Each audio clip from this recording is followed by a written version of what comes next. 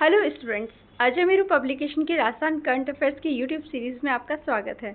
आज हम यह डिस्कस करेंगे 12 सितंबर की जितनी भी राजस्थान करंट अफेयर्स के इंपॉर्टेंट क्वेश्चन हैं उनका। चलते हैं अपने पहले क्वेश्चन पर। पहला क्वेश्चन है, राजस्थान मंडपम परियोजना में शामिल ग्लोबल कन्वेंशन सेंटर किस प्रकार के पर्यटन को सबसे अधिक बढ़ावा देगा? तो इसका आंसर क्या होगा? Option number 2, convention tourism. पढ़ते हैं राजस्थान मंडपम परियोजना के बारे में। National building construction company NBCC और रिको के मध्य राजस्थान मंडपम एम अलाइड परियोजनाओं के निर्माण के संबंध में एमओयू का आदान प्रदान किया गया है। तो याद रखिएगा, ये जो एमओयू है ये किन दो के मध्य हुआ है? तो एनबीसीसी के मध्य और रिको के मध्य। तो इन दोनों को ही याद रखना है। इसके अनुसार जयपुर में B2 बाईपास के पास में रिको की भूमि पर Rajasthan Mandapam global capability centre, IT tower के निर्माण के साथ ही 5 स्टार 4 स्टार होटल, आवासीय वाणिज्यिक टावरों का विकास किया जाएगा। तो सबसे इम्पोर्टेंट क्या है? पहला तो राजस्थान मंडपम बन रहा है। यहाँ पे क्वेश्चन ये भी आ जाएगा कि रिको और एनबीसीसी के अंतर्गत राजस्थान मंडपम का कहाँ निर्माण किया जा रहा है? जयपुर में। ग्लोबल कैपेबिलिटी सेंटर का निर्माण कहाँ किया जा रहा है? तो जयपुर में। और आईटी टावर का निर्माण भी जयपुर में। यह किस थीम पर बन रहा है राजस्थान मंडपम? तो विरासत से विकास की थीम पर। परियोजनाओं की कुल अनुमानित जो लागत है वो 3700 करोड़ रुपए है, जिसमें से 635 करोड़ रुपए की जो भरपाई है राज्य सरकार द्वारा की जाएगी। ये लाइन इसलिए इम्पोर्टेंट कि फैक्ट नहीं पूछेंगे कि कितने कितने करोड़ रुपए की राज्य सरकार द्वारा करी जाएगी, लेकिन ये कथन आ सकता है कि इस परियोजना की कुल जो लागत है उसका वहन राज्य सरकार द्वारा किया जाएगा, एनबीसीसी द्वारा किया जाएगा या केंद्र सरकार द्वारा किया जाएगा। तो ये तीनों ही कथन एक तरह से गलत हो जाएंगे, क्योंकि टोटल लागत जो है 3700 करोड़, उसमें से केवल 635 करोड़ रुपए की भरपाई जो है वो राज्य सरकार द्वारा की जाएगी। परियोजना पूर्ण होने की जो अनुमानित अवधि है वो कितनी है? 30 माह। परियोजनाओं के लाभ के बारे में पढ़ते हैं। तो पहला तो इससे सांस्कृतिक बढ़ावा मिलेगा। हमारी जो भी स्थानीय कला, संगीत, संस्कृति को राष्ट्रीय व अंतर्राष्ट्रीय मंच प्रदान किया होगा। यह स्थल एक प्रमुख पर्यटन आकर्षण के रूप में विकसित होगा। होटल, टावर और वाणिज्यिक क्षेत्र से रोजगार और व्यापारिक अवसर को बढ़ावा मिलेगा। चौथा है कि यह मंडपम जयपुर को वैश्विक आयोजनों के लिए एक हब के रूप में स्थापित करेगा। अब देखते हैं एनबीसीसी लिमिटेड क्या है। एनबीसीसी लिमिटेड जो है भारतीय सरकार के स्वामित्व वाली नवरत्न उद्यम है। याद रखिएगा कौन सी है? नवरत्न उद्यम है, जो घरेलू और अंतर्राष्ट्रीय स्तर पर निर्माण, रियल एस्टेट और परियोजना प्रबंधन क्षेत्रों में काम करती है। क्वेश्चन नंबर 2, कथन और कारण वाला क्वेश्चन है ये। तो इसका कथन है कि राजस्थान में खरीफ संवत 2082, याद रखिएगा खरीफ संवत कौन सा? 2082 की गिरदावरी पूरी तरह डिजिटल टेक्नोलॉजी और फोटो और लोकेशन आधारित की जा रही है। तो यह पारदर्शिता, प्रामाणिकता और किसानों की भागीदारी को सुनिश्चित करने के लिए किया गया है। तो कथन और कारण दोनों सही है। कारण जो है वो कथन की व्याख्या कर रहा है, या फिर कथन और कारण दोनों सही है, लेकिन जो कारण है वो कथन की व्याख्या नहीं कर रहा है। कथन सही है, कारण गलत है, या कारण सही है, कथन गलत है। तो इसमें से सही ऑप्शन हमारा क्या होगा? दोनों को पढ़ना, कथन को भी अच्छे से पढ़ना और कारण को भी। उसके बाद सही ऑप्शन को चूज करना। तो सही ऑप्शन क्या है हमारा? Option number 1। यहाँ पर कथन और कारण दोनों सही हैं, और कारण जो है वो कथन की व्याख्या कर रहा है। ये जो गिरदावरी है, खरीफ संवत जो है 2082 की जो गिरदावरी है पूरी तरह से डिजिटल की गई है, और अब ऐप के माध्यम से किसानों की ये पारदर्शिता, प्रामाणिकता और किसानों की जो भागीदारी है उसको सुनिश्चित करने के लिए किया गया है। पढ़ते हैं इसके बारे में। राजस्थान में खरीफ गिरदावरी 2082 को डिजिटल क्रॉप सर्वे अभी हुआ था, जो पूर्ण हो चुका है। उससे क्या तथ्य हमारे सामने आए उसको देखते हैं। राजस्थान ने खरीफ गिरदावरी को पूरी तरह डिजिटल और फोटो या लोकेशन आधारित बना दिया है। सितंबर माह तक यानी अब तक 1.11 करोड़ से अधिक खसरे की गिरदावरी का काम पूरा हो चुका है। कितना हो चुका है? 1.11 करोड़ से ज़्यादा खसरे की गिरदावरी का काम। अब इसका जो डिजिटल क्रॉप जो सर्वे हुआ है उसके बारे में देखते हैं, उसमें क्या क्या तथ्य सामने आए, क्या क्या फैक्ट सामने आए। इसके तहत 42,000 से अधिक पटवार मंडलों में कार्य हुआ है। कितने? 42,000 से भी ज़्यादा पटवार मंडलों में। 32,000 से अधिक ग्राम पंचायतों को शामिल किया गया है, और 1.11 करोड़ से अधिक खसरे की फोटो व लोकेशन आधारित गिरदावरी पूरी की गई है। तो कितने ग्राम पंचायतों को? 32,000 से भी अधिक। राजस्थान गिरदावरी जो ऐप है उसका क्या फ़ायदा हुआ? किसानों को ऑनलाइन प्लेटफॉर्म पर गिरदावरी सुविधा मिल गई। कोई भी किसान ऐप पर जाकर अपनी फसल की गिरदावरी कर सकता है। आधार पर अब तक हुई गिरदावरी का प्रमाणीकरण भी हो चुका है। गुणवत्ता परीक्षण भी होता है। राज्य के सीकर, नागौर, चूरू और झुंझुनू जिले में 60% से अधिक गिरदावरी पूरी हो चुकी है। ऑप्शंस में ये भी आ सकता है कि सितंबर माह तक किन किन जिलों में, राजस्थान के किन किन जिलों में 60% से अधिक गिरदावरी की प्रक्रिया पूरी हो चुकी है। तो आपको याद रखना, सीकर, नागौर, चूरू और झुंझुनू। वहीं भीलवाड़ा, उदयपुर, नागौर, चित्तौड़गढ़ जैसे जिलों में किसानों ने स्वयं गिरदावरी कर अच्छा प्रदर्शन किया है। बस 60% से अधिक 4 ही जिलों में हुई है, सीकर, नागौर, चूरू और झुंझुनू। ऑनलाइन वेरिफिकेशन की सुविधा। कृषि सहायक, ग्राम सेवक, मित्र सलाहकार, कृषक मित्र और युवाओं की मदद से ऑनलाइन सर्वेक्षण किया गया। सभी ग्रामों में बेरोजगार भत्ता प्राप्त युवा, सहायक कृषि कर्मचारी और अन्य सहयोगी भी इस अभियान से जुड़े। इसका सत्यापन भी हुआ है। पटवारियों द्वारा सीधे मौके पर जाकर गिरदावरियों की पुष्टि की गई। महत्वपूर्ण फसलों का मेजरमेंट और फोटो अपलोड कराए गए और 40,000 से अधिक सर्वेयर की नियुक्ति भी हुई। सर्वेयर जो सर्वे करते हैं, कितनों की? 40,000 से अधिक सर्वेयर की नियुक्ति की गई। इसकी जो समय सीमा है, कब तक ये चलेगी, तो खरीफ संवत 2082 की जो गिरदावरी कार्रवाई है वो 15 अक्टूबर 2025 तक पूरी की जाएगी। तो फाइनल डेटा तो हमें कब मिलेगा? 15 अक्टूबर 2025 तक पता चल जाएगा। यह जो केवल आंकड़ों का संग्रह नहीं है, बल्कि किसानों की भागीदारिता, पारदर्शिता और विश्वास का प्रतीक है। यह राजस्थान का सबसे बड़ा डिजिटल कृषि रिकॉर्ड सर्वे है, इसीलिए यह बहुत इंपॉर्टेंट है राजस्थान के लिए। क्वेश्चन नंबर 3, गिद्धों के अस्तित्व को बचाने और उनके प्राकृतिक प्रवास की रक्षा करने की दिशा में वन विभाग और WWF ने मिलकर एक विशेष 5 वर्षीय संरक्षण अभियान की शुरुआत की है। इस अभियान का संचालन किस जिले में किया जा रहा है? अलवर, भरतपुर, कोटा या धौलपुर? तो इसका सही आंसर क्या होगा? Option number 2, Bharatpur. वन विभाग और WWF ने, ये भी याद रखना कि ये जो 5 वर्षीय संरक्षण अभियान है, यह किन किन ने किया है स्टार्ट? तो वन विभाग ने, और वन विभाग के साथ कौन सी संस्था मिली हुई है? WWF यानी वर्ल्ड वाइड फंड मिली हुई है।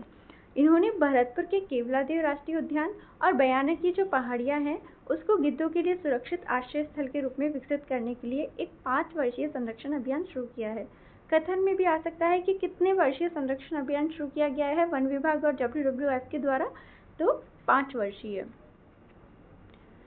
अब इसका उद्देश्य क्या है? तो सबसे पहला तो गिद्धों का संरक्षण ही है। गिद्धों की जो घटती आबादी को बचाना और उनके लिए सुरक्षित प्राकृतिक आवास विकसित करना। दूसरा, गिद्ध पर्यावरण संतुलन और स्वास्थ्य के लिए महत्वपूर्ण है, इसीलिए अभियान इस संतुलन को बनाए रखने में मदद करेगा। अभियान का स्थान, यह अभियान मुख्य रूप से केवलादेव राष्ट्रीय उद्यान जो भरतपुर में है और बयाना की पहाड़ियां वो भी भरतपुर में है, इन दोनों ही पर केंद्रित है। कहाँ पे? केवलादेव राष्ट्रीय अभियान और बयाना की पहाड़ियों पर, जिन्हें गिद्धों के लिए सुरक्षित ठिकानों के रूप में विकसित किया जा रहा है। इसके साथ में ये किन किन के साथ हो रहा है? तो वन विभाग और WWF के। क्वेश्चन नंबर 4, SSC द्वारा लागू अनुचित साधन नियम 2024 के अनुसार सोशल मीडिया पर पेपर शेयर, डिस्कशन और सॉल्व करने पर अधिकतम कितनी सजा हो सकती है? तो इसका आंसर ऑप्शन है 1 वर्ष कैद और 50,000 रुपये जुर्माना, 3 वर्ष कैद और 1 लाख रुपए जुर्माना, 5 वर्ष कैद और 10 लाख रुपए जुर्माना, या 10 वर्ष कैद और 1 करोड़ रुपए जुर्माना। तो कितनी की सजा होगी? ये अच्छे से पढ़ना। यहाँ पे क्या लिख रखा है? अधिकतम। कर्मचारी चयन बोर्ड है ना, SSC जो है, इसके द्वारा एक नियम बनाया हुआ है, अनुचित साधन नियम 2024, अनफेयर मीन्स रूल्स 2024। इसके कोई भी सोशल मीडिया पर, जैसे अभी एग्जाम्स चल रहे हैं, इनका पेपर लिया, उसका डिस्कशन करते हैं, सॉल्व कराती है, कोचिंग्स वाले भी कराते हैं, कोई पर्सनल भी करवाते हैं, तो इसके लिए अधिकतम कितनी सजा हो सकती है? तो अधिकतम के ऑप्शन है, तो इसका सही आंसर क्या होगा? ऑप्शन नंबर 4, 10 वर्ष की कैद और 1 करोड़ रुपए का जुर्माना। कर्मचारी चयन आयोग द्वारा प्रतियोगी परीक्षाओं की पारदर्शिता बनाए रखने के लिए कुछ कड़े निर्देश जारी किए गए हैं, जिसके बारे में हम डिटेल से पढ़ते हैं। पहला, कर्मचारी चयन आयोग जो है उसने प्रतियोगी परीक्षाओं में पारदर्शिता बनाए रखने के लिए जो कड़े निर्देश है, उसमें सोशल मीडिया पर पेपर शेयर करना, डिस्कशन करना और सॉल्व करना अब अपराध माना जाएगा। यह गैर जमानती अपराध है, याद रखना, इसमें जमानत नहीं मिलेगी, गैर जमानती है ना। यह अपराध गैर जमानती और गैर शमनीय, यानी इसको माफ नहीं किया सकता, गैर शमनीय होगा आरोपी को आसानी से जमानत नहीं मिलेगी और समझौता भी नहीं किया जा सकेगा।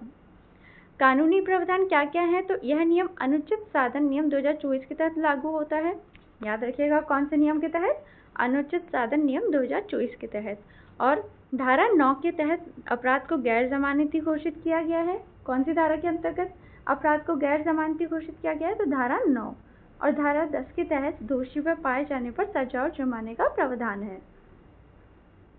क्वेश्चन आ जाए, कथन में आ जाए कि अनुचित साधन नियम 2024 के तहत धारा 9 में के अंतर्गत कौन कौन सी चीजें आती है? अपराध को गैर कानूनी घोषित करना, सजा का प्रावधान, जुर्माने का प्रावधान। तो आपको क्या होगा? अपराध को गैर जमानती घोषित करना, ये याद कर लीजिएगा। सजा और दंड का जो प्रावधान है इसके बारे में पढ़ें तो न्यूनतम जो कैद है वो 3 से 5 वर्ष तक की होती है और न्यूनतम जुर्माना 10 लाख रुपए का। जबकि अगर अधिकतम जुर्माने की बात करें तो 1 करोड़ रुपए का और अधिकतम सजा 10 साल तक की। यानी न्यूनतम कैद 3 से 5 साल, अधिकतम कैद 10 साल। ठीक है, 3 से 5 साल न्यूनतम और 10 साल अधिकतम। और जुर्माने की बात करें तो न्यूनतम 10 लाख रुपए, अधिकतम सीधे 1 करोड़ रुपए। इसको याद रखना, ये चारों ही बहुत ही इंपॉर्टेंट है और एग्जाम में आने लायक क्वेश्चन है। इसका उद्देश्य क्या है? ये क्यों जारी किए गए इतने कड़े निर्देश? तो प्रतियोगी परीक्षाओं की विश्वसनीयता और पारदर्शिता बनाए रखने के लिए, नकल और पेपर लीक जैसी गतिविधियों पर रोक लगाने के लिए जो आजकल बहुत ज़्यादा हो रहा है, और ईमानदारी से पेपर तैयारी करने वाले छात्रों को इससे लाभ दिलाने के लिए। क्वेश्चन नंबर 5, विश्व पैरा एथलेटिक चैंपियनशिप में भारतीय टीम के 73 खिलाड़ियों में शामिल 3 प्रमुख राजस्थान के खिलाड़ी कौन हैं? यानी विश्व पैरा एथलेटिक चैंपियनशिप जो भारत में हो रही है, अभी नई दिल्ली में हो रही है, उसमें जो भारत के टोटल खिलाड़ी कितने भाग ले रहे हैं? 73। इसमें से राजस्थान के 3 खिलाड़ी चयन किया गया है, 3 खिलाड़ियों का, और वो 3 खिलाड़ी कौन कौन से हैं उसमें से आपको सही विकल्प चुनना है। तो सही आंसर कौन सा है? ऑप्शन नंबर 2, सुमित गुर्जर, महेंद्र सिंह गुर्जर और संदीप चौधरी। पढ़ते हैं विश्व पैरा एथलेटिक चैंपियनशिप के बारे में। विश्व पैरा एथलेटिक चैंपियनशिप जो है वो उसका आयोजन भारत में किया जा रहा है। यह आयोजन सिर्फ एक खेल प्रतियोगिता नहीं बल्कि भारत के 2026 ओलंपिक खेलों की मेजबानी की बिड लगाने के लिए एक बड़ी नींव माना जा रहा है। यह आयोजन अब तक का सबसे बड़ा चैंपियनशिप आयोजन होगा। अब बात करें कि देशों में कौन कौन कितने देश हैं, तो टोक्यो में पिछली जब हुआ था विश्व पैरा एथलेटिक चैंपियनशिप, तब वहाँ पे 103 देशों के एथलेटिक्स ने हिस्सा लिया था। इस बार जब यह नई दिल्ली में हो रहा है तो अभी यहाँ पर 107 देशों के लगभग 2508 एथलेटिक्स की भागीदारी की पुष्टि हो चुकी है। तो पिछले वर्ष से अधिक भागीदार हैं। क्वेश्चन ही नहीं आएगा कि पिछले वर्ष 103 ने लिया था, इस वर्ष 107 ने लिया था। तो अब बोलेंगे कि मैम फिर आप पढ़ा क्यों रहे हैं? हम इसलिए पढ़ा रहे हैं कि कथन ये आ सकता है कि विश्व पैरा एथलेटिक चैंपियनशिप में इस बार पिछले वर्ष की तुलना में कम देशों ने हिस्सा लिया या अधिक देशों ने हिस्सा लिया। तो आप इस कथन को सही कर सकते हैं अगर आपको सही नॉलेज हुई। तो क्या है इसका सही आंसर? कि अधिक देशों ने हिस्सा लिया। पिछली बार 103 देशों ने हिस्सा लिया था, इस बार कितने? 107 देशों ने हिस्सा लिया है। अब यह आयोजन स्थल और तिथि कब हो रही है और कहाँ हो रही है? तो हमने पहले भी डिस्कस किया है, यह दिल्ली में हो रही है। और कब होगी? 27 सितंबर से 5 अक्टूबर 2025। इम्पॉर्टेंट है, अच्छे से याद कीजिएगा। भारत से 73 सदस्य दल हिस्सा ले रहे हैं, जिसमें से 54 पुरुष खिलाड़ी हैं और 19 महिला खिलाड़ी हैं। राजस्थान के खिलाड़ियों की बात की जाए तो इस चैंपियनशिप में राजस्थान से 3 खिलाड़ी हिस्सा लेंगे। तीनों ही जेवलिन थ्रो और भाला फेंक के खिलाड़ी हैं, पर कैटेगरी तीनों की अलग अलग है।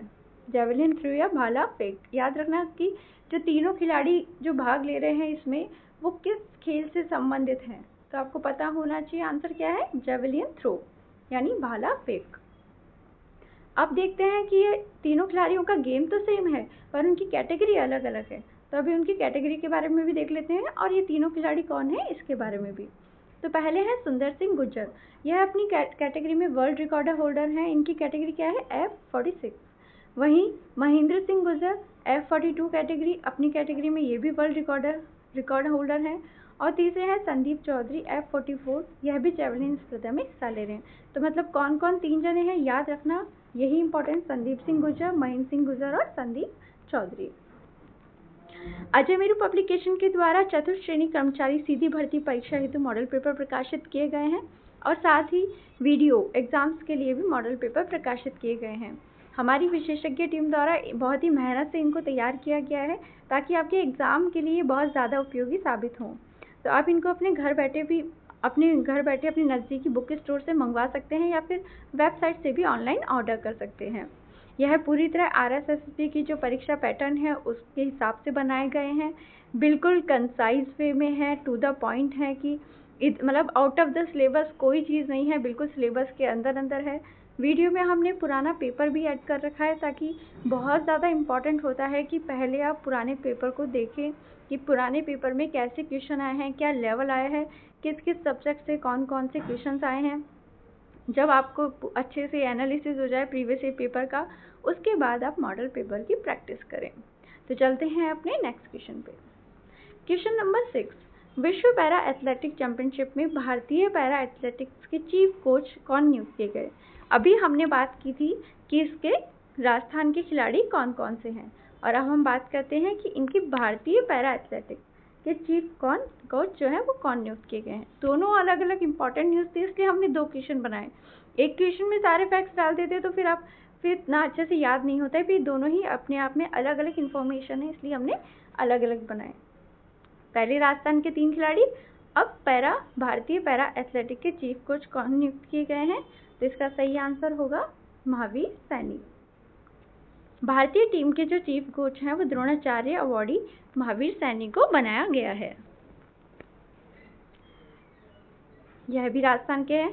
महावीर सैनी जो है वो भारतीय टीम के चीफ कोच के रूप में इनको द्रोणाचार्य अवार्ड भी मिल चुका है, सम्मानित है, और राजस्थान के ही महावीर सैनी हैं, इसलिए राजस्थान के लिए बहुत ही गर्व की बात है। तो क्वेश्चन बनता है, इनको द्रोणाचार्य अवार्ड भी मिल चुका है और गुरु वशिष्ठ अवार्ड से भी सम्मानित किया जा चुका है। महावीर सैनी जो है वो कोचिंग क्षेत्र में लंबे समय से कार्यरत हैं, उन्होंने कई खिलाड़ियों को अंतर्राष्ट्रीय स्तर तक पहुंचाया है। चलते हैं क्वेश्चन नंबर 7 पे। राजस्थान के खिलाड़ी प्रियांशु ने हाल ही में किस चैंपियनशिप में कांस्य पदक जीता? पहला ऑप्शन है एशियन गेम्स, दूसरा ऑल इंडिया यूनिवर्सिटी चैंपियनशिप, तीसरा पैरा बैडमिंटन राष्ट्रीय चैंपियनशिप, चौथा जूनियर वर्ल्ड चैंपियनशिप। तो इसका सही आंसर क्या होगा? किसमें राजस्थान के खिलाड़ी का नाम क्या है? प्रियांशु। इन्होंने किस चैंपियनशिप में कांस्य पदक जीता है? तो इसका आंसर होगा पैरा बैडमिंटन राष्ट्रीय चैंपियनशिप। कौन सा पदक जीता है? कांस्य पदक। खिलाड़ी प्रियांशु ने राष्ट्रीय चैंपियनशिप में कांस्य पदक जीता है। यह कहाँ के हैं? रामगंज मंडी कोटा के युवा जो हैं उन्होंने पैरा बैडमिंटन खिलाड़ी प्रियांशु सिंह ने पैरा बैडमिंटन राष्ट्रीय चैंपियनशिप में कांस्य पदक जीता है। याद रखना कौन सा पदक जीता है? कांस्य पदक। सिल्वर गोल्ड क्रॉस कर देना, ऑप्शन में अगर आए कांस्य तो उसको करना राइट। तो कांस्य पदक जीता है। कहाँ से बिलोंग करते हैं प्रियांशु? कोटा से बिलोंग करते हैं, और प्रतियोगिता का नाम तो पता ही है, पैरा बैडमिंटन राष्ट्रीय चैंपियनशिप। आयोजन कहाँ पर हुआ है? लखनऊ में हुआ था।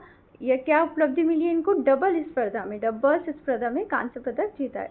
यह प्रियांशु की पहली राष्ट्रीय चैंपियनशिप है। कथन में आ सकता है कि लगातार 2 बार इन्होंने यह चैंपियनशिप जीती है, तो गलत हो जाएगा। यह पहली बार उन्होंने राष्ट्रीय चैंपियनशिप में विजेता है। क्वेश्चन नंबर 8, राजस्थान सरकार लगभग 2 लाख से अधिक पांडुलिपियों का डिजिटलीकरण कर रही है। इस काम के लिए किस संस्था को उन्होंने नोडल एजेंसी बनाया है? तो नोडल एजेंसी किसे बनाया है? तो इसका सही आंसर होगा ऑप्शन नंबर 1, राजस्थान संस्कृत अकादमी। राज्य भर में मौजूद 2 लाख से अधिक पांडुलिपियों का डिजिटलीकरण किया जा रहा है। इन पांडुलिपियों में धर्म, दर्शन, संस्कृति, इतिहास, ज्योतिष, आयुर्वेद और भी अन्य विषयों का जो अमूल्य खजाना मौजूद है, और इन्हें डिजिटलाइजेशन किया जा रहा है ताकि आम लोग जो हैं वो अपने घर पे बैठ के भी इनका अध्ययन कर सके। इसके लिए नोडल एजेंसी किसे बनाया जा रहा है? सबसे इम्पोर्टेंट फैक्ट है, इसी से क्वेश्चन बन सकता है। किसे बनाया जा रहा है? राजस्थान संस्कृत अकादमी को। पुराने जमाने की पांडुलिपियां कागज, भोजपत्र या ताड़पत्र पर लिखी गई हैं। समय के साथ इनका नष्ट होने का खतरा भी बढ़ गया है, और डिजिटलीकरण से इन्हें स्थायी संरक्षण मिलेगा और भविष्य की पीढ़ियां भी इनका लाभ उठा सकेगी। यह हमारे राजस्थान की जो विरासत है उसको संरक्षित करने का एक बहुत ही अच्छा प्रयास किया जा रहा है। तो बहुत इंपॉर्टेंट होता है किसको बनाई गई है नोडल एजेंसी? राजस्थान संस्कृत अकादमी को। कहाँ पर है ये? यह अकादमी है जयपुर में। घर बैठे इसके अध्ययन की सुविधा मिल रही है। डिजिटलीकरण के बाद ये पांडुलिपियां ऑनलाइन पोर्टल या डिजिटल प्लेटफॉर्म पर उपलब्ध हो जाएंगी, जिससे जो भी PhD कर रहे हैं शोधार्थी हैं या विद्यार्थी और सामान्य लोग भी इनका अध्ययन कर पाएंगे। इससे उन्हें पुस्तकालय और संस्थानों में जाकर बार बार मूल जो पांडुलिपियां उनको देखने की आवश्यकता नहीं है, इजी टू एक्सेस हो जाएगा। 2025-26 तक ये काम पूरा होगा, यानी इसकी जो अवधि है वो इस प्रोजेक्ट के करीब कब तक पूरा हो पाएगा? 2025-26, मतलब 2026 तो लग ही जाएगा। यह जो प्रोजेक्ट है इस पर करीब 20 करोड़ रुपए की लागत का प्रोजेक्ट है।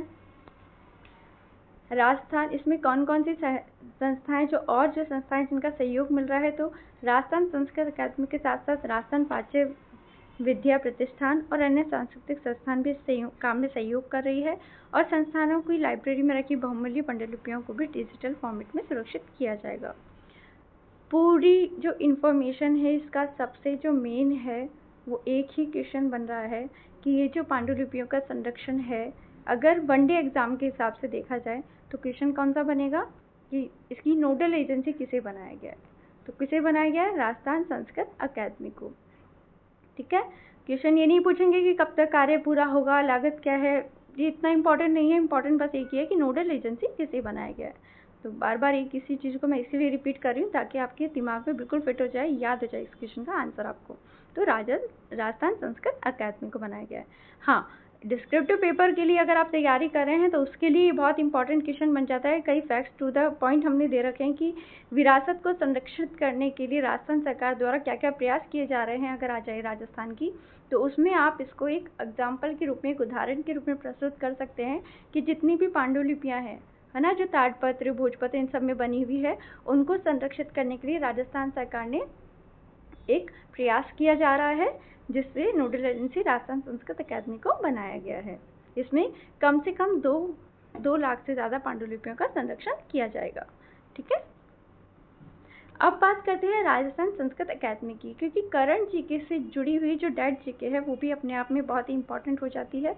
तो हमने करंट देख लिया, अब पढ़ते हैं कि इसकी डेट जीके से हम क्या क्रक्स निकाल सकते हैं जिससे क्वेश्चन बनने की आशंका है, तो उम्मीद है मतलब। तो राजस्थान संस्कृत अकादमी, इसकी स्थापना कब हुई थी? 1980 में। कहाँ हुई थी? जयपुर में हुई थी। क्या कार्य करती है? तो यह अकादमी संस्कृत भाषा, साहित्य और संस्कृति के संरक्षण, संवर्धन एवं प्रचार प्रसार के लिए कार्य करती है। 2 चीज याद रखिए, स्थापना कब हुई? 1980 में। कहाँ हुई? जयपुर, राजस्थान में। इसका जो सर्वोच्च पुरस्कार है इस अकादमी का वो कौन सा है? मार्क पुरस्कार। ऑप्शन में आ जाते हैं, कई बार आ जाता है राजस्थान आर्ट एंड कल्चर के अगर अपन एग्जाम्स देते हैं तो, कि मार्क पुरस्कार जो है वो किस अकादमी के द्वारा दिया जाता है, पता होना चाहिए, राजस्थान संस्कृत अकादमी के द्वारा। और यह जो अकादमी है वो 2 पत्रिकाएं भी निकालती है। कौन कौन सी प्रकाशित करती हैं? स्वर मंगल और स्वर माला। क्वेश्चन नंबर 9, हाल ही में चर्चा में रहे वेणेश्वर धाम किन 3 नदियों के संगम पर स्थित है? वेणेश्वर धाम तो वैसे तो बहुत ही महत्व का है, लेकिन हाल ही में क्यों चर्चा में रहा है वो अभी हम पढ़ेंगे। लेकिन सबसे पहले अभी हम हमारा क्वेश्चन सॉल्व करते हैं कि वेणेश्वर धाम जो है वो किन 3 नदियों के संगम पर स्थित है। तो पहला सोम माही जाखम, दूसरा चंबल बनास माही, तीसरा सोम चंबल बनास, या चौथा जाखम चंबल माही। तो इसका सही आंसर क्या होगा? इसका सही आंसर होगा ऑप्शन नंबर 1, सोम माही जाखम। इसका आंसर तो आई थिंक सबको पता होगा, क्योंकि जो अगर राजस्थान की तैयारी कर रहे हैं उनको वेणेश्वर धाम के बारे में तो बहुत पता होगा, क्योंकि हर तरीके से बहुत ही इंपॉर्टेंट फैक्ट है। तो चर्चा में क्यों था ये देखते हैं कि अभी रिसेंटली बहुत ज़्यादा बारिश हुई थी। आपको पता ही है, मानसून जो आया था बहुत ज़्यादा बारिश हुई है इस बार। तो माही डैम के 2 गेट खुलने से 10,948 क्यूसेक पानी जो छोड़े जाने से वेणेश्वर धाम जो है उसने चारों ओर से पानी से घिर एक टापू का रूप ले लिया है। इसमें पिक्चर भी दिखा रखी है, बहुत ही क्लियर फोटो दी है। ये प्रॉपर एक सब जगह से पानी से क्या हो गया, कट गया है, एक तरह से पूरा टापू का रूप ले लिया गया है। तो इसीलिए ये चर्चा में है।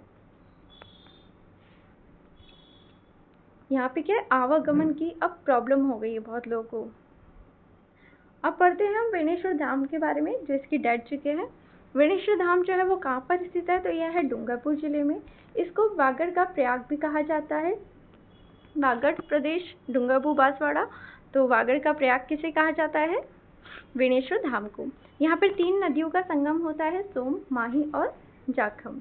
इसका धार्मिक महत्व क्या है? तो यह आदिवासी समाज का प्रमुख धार्मिक स्थल है और यहाँ हर साल माघ माह की पूर्णिमा को वेणेश्वर मेला लगता है। तो वेणेश्वर मेला का आयोजन कब किया जाता है यह भी याद रखिएगा, माघ माह की पूर्णिमा तिथि को। अब पढ़ते हैं क्वेश्चन नंबर 10। राज्य में गठित प्रोजेक्ट मॉनिटरिंग यूनिट ने खनन क्षेत्र की गतिविधियों को कितने प्रमुख सेक्टरों में विभाजित ऑप्शन नंबर 1 5, 2 6, 7 या 8। तो गठित कौन सी? Project PMU project monitoring unit ने खनन क्षेत्र के कितने प्रमुख सेक्टरों में विभाजित किया है? तो आंसर होगा 7। माइनिंग में कोर दल का गठन किया गया है। खनिज से जुड़े जितने भी मुद्दों के प्रभावी मॉनिटरिंग हेतु कोर दल यानी प्रोजेक्ट मॉनिटरिंग प्रोजेक्ट यूनिट का गठन किया गया है, पीएमयू का गठन किया गया है। यह दल जो है वो विशेषज्ञों व वरिष्ठ अधिकारियों से मिलकर बनेगा और योजनाबद्ध क्रियान्वयन, समन्वय व प्रबंधन पर विशेष काम करेगा। कोर दल जो है इसका उद्देश्य क्या है, क्यों गठित किया गया है? तो पहला तो कि खनन गतिविधियों का योजनाबद्ध, पारदर्शी और तेज क्रियान्वयन सुनिश्चित करेगा। दूसरा, राज्य में उपलब्ध क्रिटिकल व स्ट्रेटेजिक खनिज तथा अन्य खनिज भंडारों का तीव्र और सुरक्षित परिचालन करवाएगा। तीसरा, निवेश आकर्षित करना और खनन से जुड़े क्षेत्रों में रोजगार के अवसरों को बढ़ावा देना। खनन प्रक्रिया का सरलीकरण व निवेशकों व स्टेक होल्डर के लिए अनुकूल माहौल बनाना तथा सतत व पर्यावरण अनुकूलन खनन के दिशा निर्देश विकसित करना। अब दल किन किन क्षेत्रों पर काम करेगा? तो प्रोजेक्ट मॉनिटरिंग यूनिट जो पीएमयू के गठन के साथ खनन से जुड़ी प्रमुख गतिविधियों को 60 सेक्टरों में, ये पीएमयू है, से जुड़ी प्रमुख गतिविधियों को 7 सेक्टरों में चिन्हित किया गया है, जिनमें शामिल है एक्सप्लोरेशन, अन्वेषण, ऑपरेशन यानी खनन संचालन। क्वेश्चन आ सकता है कि निम्न में से इन 7 कौन सी नहीं है? तो आपको ये 7 जो मुख्य फोकस क्षेत्र है, इनका बस नाम याद रखना है एक बार के लिए, क्योंकि 7 सेक्टर कौन कौन से हैं। तो एक है एक्सप्लोरेशन यानी अन्वेषण किया जाएगा, जो भी नए गहन सर्वे और संसाधन है उनका मानचित्रण किया जाएगा। ऑपरेशन यानी खनन का संचालन यानी खान खोलना, संचालन की प्रक्रिया करना। शोधन व प्रोसेसिंग, उत्खनन के बाद जो भी संसाधन प्रसंस्करण करना है उनका, है ना, उन पर रिसर्च की जाएगी, है ना, प्रोसेसिंग की जाएगी। ऑपरेशनल मैनेजमेंट, परिचालन किया जाएगा और रिसर्च व डेवलपमेंट किया जाएगा इस पर। नेक्स्ट, जीरो लॉस माइनिंग यानी अपव्यय घटाना व दक्षता बढ़ाने के प्रयास किए जाएंगे। और 7 जो सबसे इंपॉर्टेंट है, इको टूरिज्म व पेपरलेस प्रक्रिया यानी वैकल्पिक संभावनाएं तथा डिजिटल पेपरलेस व्यवस्थाओं को अपनाया जाएगा। ये जो सभी 7 सेक्टर हैं, इनमें संचालन, एक्सप्लोरेशन, रिसर्च, पर्यावरण तथा इनोवेशन को प्राथमिकता दी जाएगी। इसकी नीतियां व प्रक्रियात्मक पहले क्या क्या है? तो यह नई खनिज नीति व संबंधित निर्देशों का परिवर्तन किया जाएगा। प्रक्रियाओं का सरलीकरण ताकि खनन जो प्रोजेक्ट है वो जल्दी परिचालन में आ सके। निवेश सहायता या प्रोत्साहन और आवश्यकता अनुसार एमनेस्टी सहायता प्रावधान किया गया है। डिजिटल प्रणाली में पारदर्शिता बढ़ाने के उपाय और इन पहलों का लक्ष्य जो है वो निवेशकों के लिए अनुकूल माहौल बनाना और रोजगार सृजन को बढ़ाना है। इसकी जो प्रशासनिक तैनाती है, जिम्मेदारी कौन ले रहा है या किसको दी गई है? तो विभाग ने विशेषज्ञ और वरिष्ठ अधिकारियों को विभिन्न जिम्मेदारियां सौंपी है ताकि हर सेक्टर में निगरानी व क्रियान्वयन हो सके। यानी जो भी विभाग है उस विभाग के विशेषज्ञ, विशिष्ट अधिकारी को, वरिष्ठ जो अधिकारी है उनको ये जिम्मेदारी सौंपी जाएगी।